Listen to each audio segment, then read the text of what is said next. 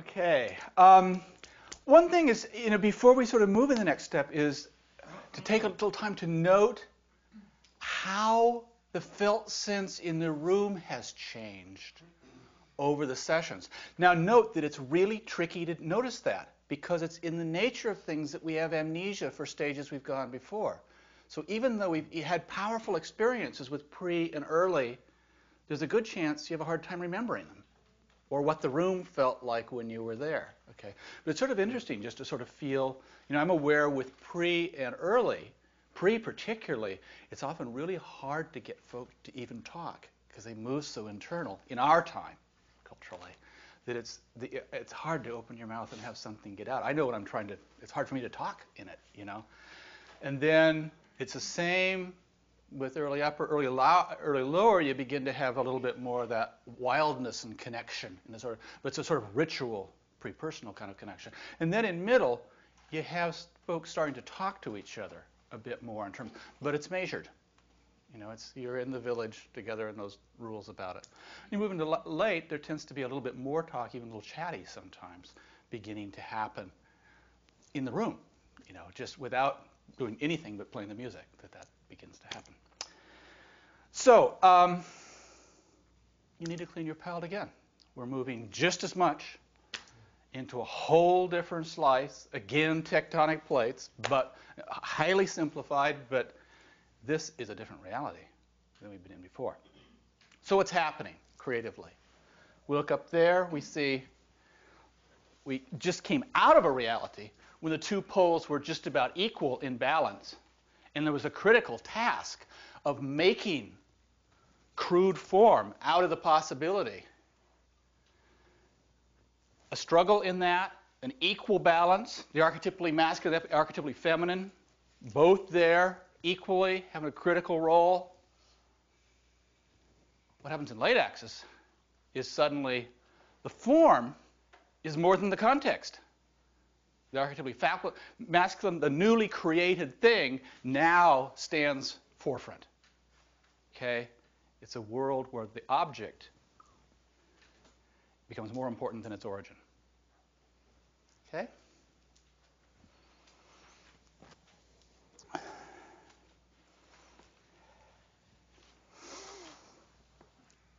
Our primary language now has moved out of the emotional and moral, okay, into the intellectual and a very particular kind of aesthetic.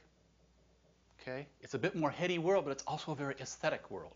Okay? Your body is very much there, but it's more now on the surface of the body, not quite as deep in to the body. Okay? That's not better or worse. They're just very different things that can happen from that place, and very different things that can be accomplished within the creative process from that place. Okay, so let me run through stages a little bit here with periodicities. So I'm working on that creative piece, and sculpting, I've been able to create crude form. It's there, but it's crude form. Okay, so how do I engage in the process of refining this piece, bringing a sense of finish to it? Letting it become an object, not just a possibility or a kind of form that's there, but bring it into its final aesthetic beauty. Okay? Now, the fascinating thing, I've done a lot of sculpture, and one of the things that begins to happen at this stage, which is actually quite disorienting in its own kind of way, but significant, is that the object becomes more real than me. As an early, I've learned that I have to be very careful at that stage because I lose touch with my own body and my own rhythms, and I can get sick during that time because I'm working so hard on this piece, which is now more me than me. It's out there defining the truth. Okay. It's a more sort of individual reality because I'm looking at that object, and it's a different kind of. I mean, it's in many ways it's aesthetic in a similar sense to early and in a different sense as well. It's like what I'm doing now in the aesthetic is that I'm coming back to the whole of the thing. I'm sort of going, do the pieces really fit here? Do I need to move some things around? Okay. How do I bring the greatest beauty to this? Okay. How do I what needs to happen to the surfaces and refining and polishing and delineating that thing. Okay. Similarly, if I'm writing, it's like I'm thrown in to say, okay, now I've got the big hunks of how this progresses together. Can I make each sentence sing? Can I make them work together? Can I do some of the basic editing I need to do on all different levels to start making it work as a book? Okay, that happens at that level. In a relationship, if you remember in Middle Axis, we went past the possibility of relationship to the place where we said, okay, we have a felt interpersonal relationship with some sense of commitment and direction in sorting out the basic pieces in this. It can be struggled, it can be difficult. With late axis, what we start doing is in a certain sense refining our relationship. And things can become a little bit easier in their own way because we start sorting out roles with each other. What do you do? What do I do? We do our different things and we kind of make it work. We kind of become a little bit of a well-oiled machine together in the best sense, if we can do that late axis stage of relationship. In a lifetime, this is young adulthood. And in adolescence, we were saying, how do I do that in between the world of parent and the world around me? Now, in young adulthood, I'm more in the world than I am internally. And I'm sort of refining my identity. I'm becoming an individual. I mean, in adolescence, I may have fought to be separate. Okay, here I have become an individual. I'm out on my own, and I'm refining my identity in myself. So I often laugh that young adulthood is the one time in our life when, with any surety, we can say we know who we are. Okay. So when I was 25, I could say, I live in Seattle, I'm single, I'm a physician, here's the things I like to do. And I realized, that wasn't all I was, but it wasn't a bad summary. Okay. Well, it'll never happen again. And it didn't happen until that point. Okay. So there's a refinement, an individuality, a kind of identity that hasn't quite been there before.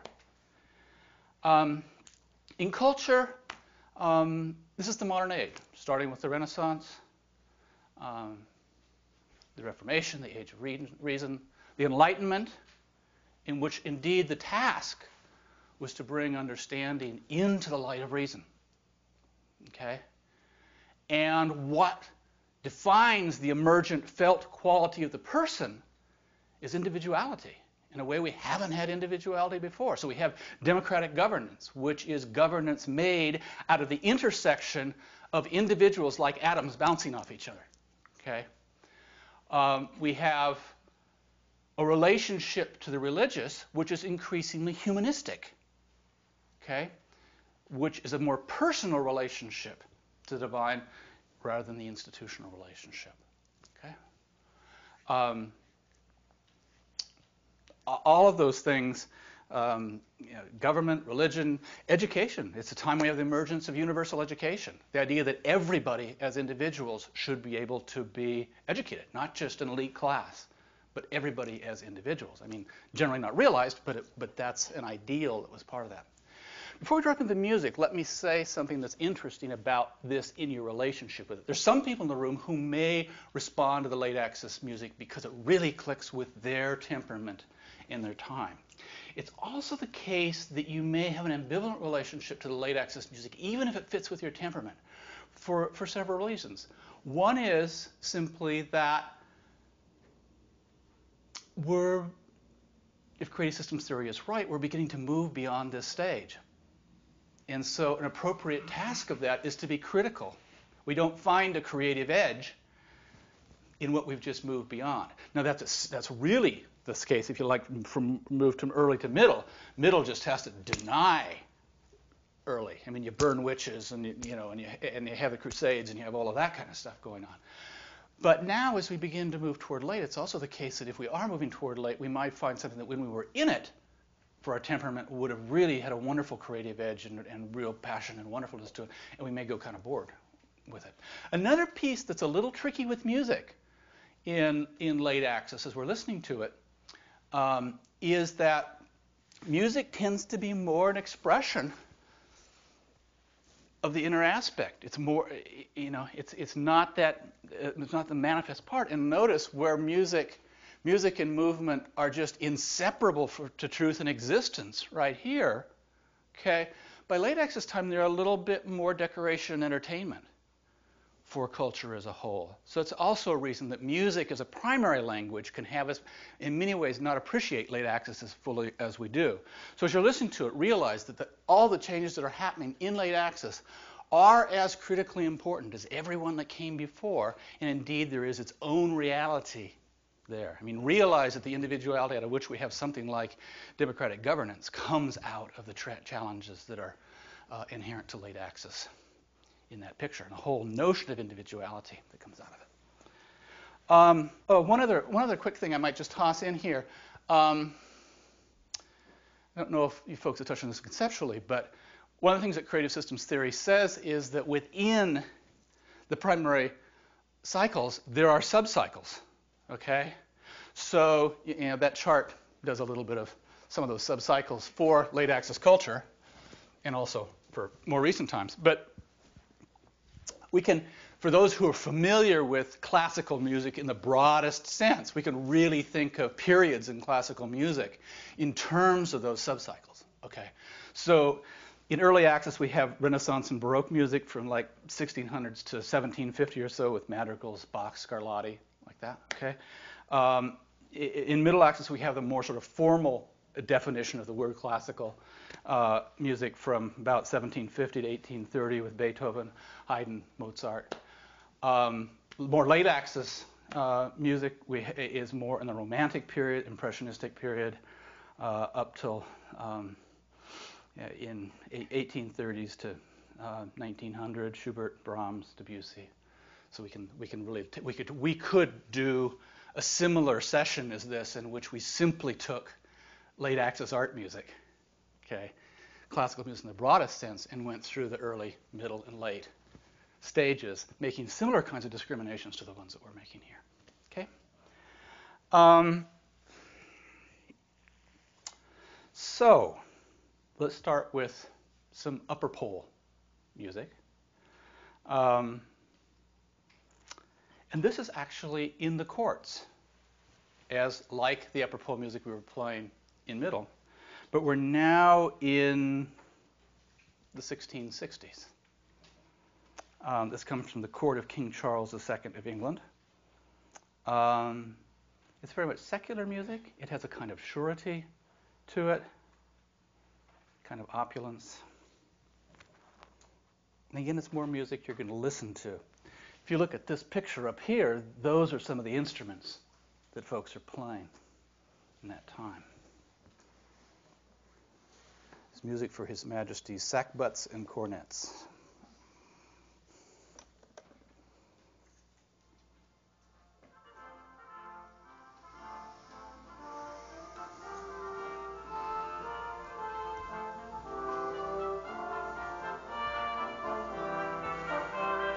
Notice how it's cleaner.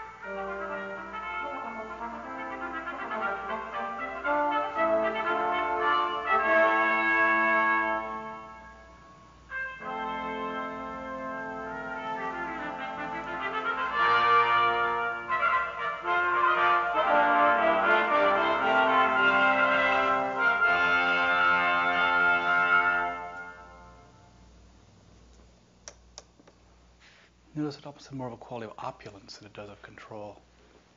Cleanness, a clarity. Now we're going to move out of the world of the castle into the concert hall. So we really have fully secular music, in a sense different than we've had before. We're also increasingly really having a full orchestra with a conductor. You know, in the best sense of the word, we're having music by institution. Okay, there's a leader, folks with all their roles. Okay. From the mid-1700s, Bach Suite Number 2 in B minor.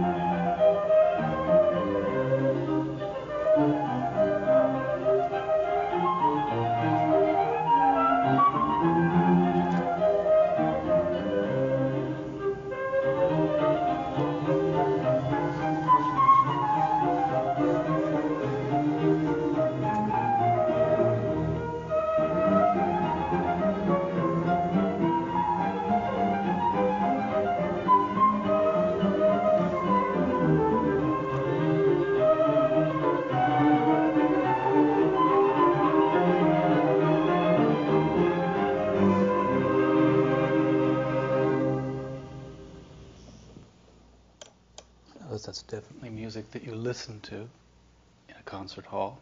You don't dance. You don't snap your fingers. Listen to it.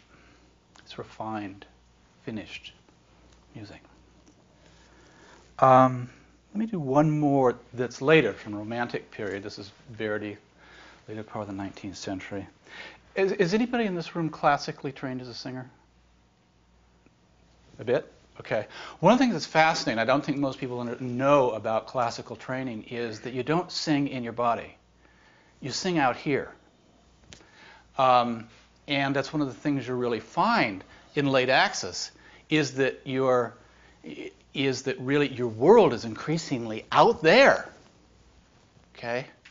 It's the object out there. And so this is from La Traviata, Act 2, it's Pavarotti. But notice as you're singing that it's coming from up here, and its life is out here. Okay? And if you move your hands while you're doing it, you make these grand gestures to direct life out there.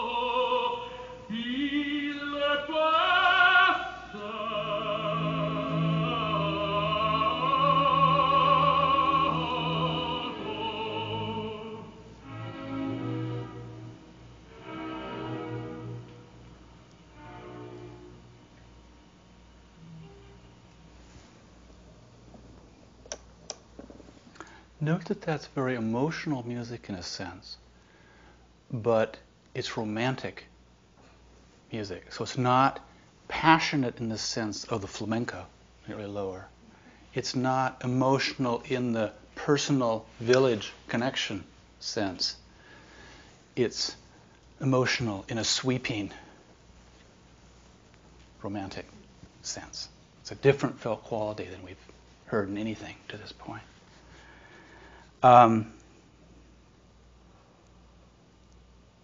We'll feel more of that quality as we begin to move to late lower. It's interesting to move into late lower is, notice what we had last time when we went to late lower. We went to lower, went from middle lower, is that we began to get traditional music, folk music, okay, village music. It's music of the people, okay? When you begin to move to late lower, what you get is popular music, which is also music of the people, but now instead of it being a group of people where you know everybody, it's a larger popular culture that you are a part of, and that the music is a voice for. You take part in that by virtue of the music.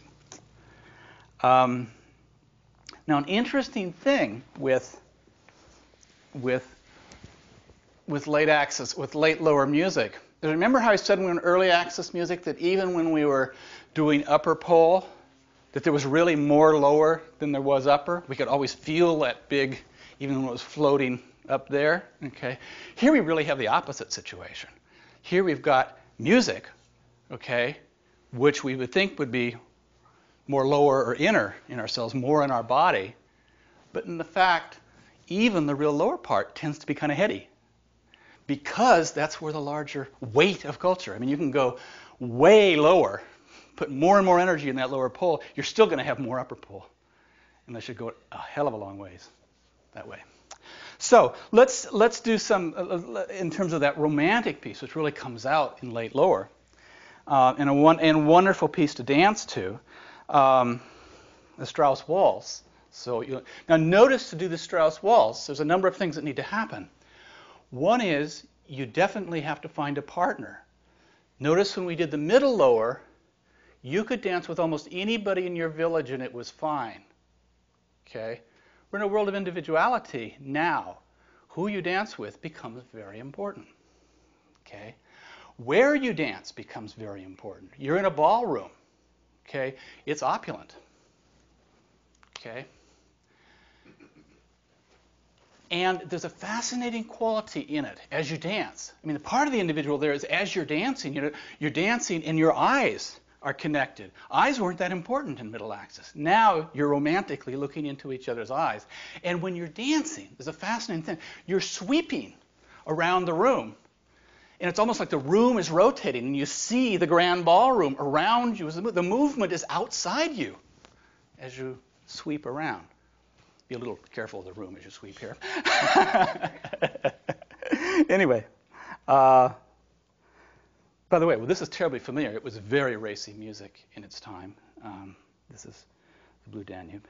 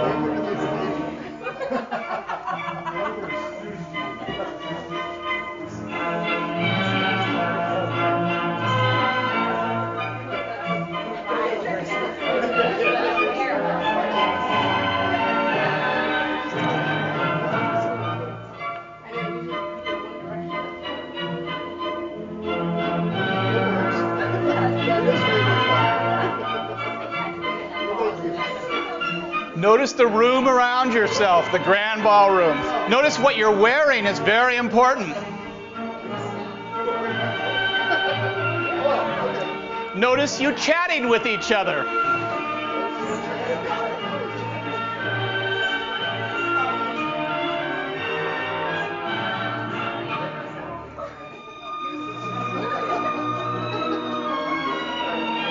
little bit of small talk?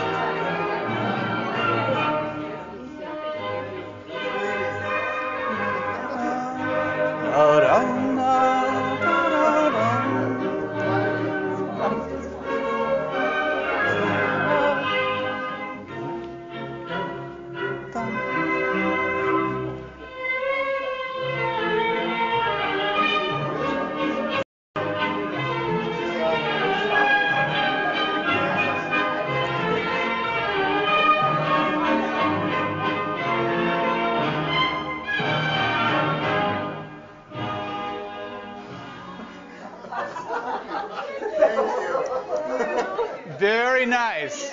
And notice you have to make a personal acknowledgement to the person you dance to. You can't just walk away and stay in community. Okay? And my hunch is almost everybody did it. Did a little bow, a little curtsy to the other person. Okay? So we need to build a ballroom. I think so. Susan had 5 minutes.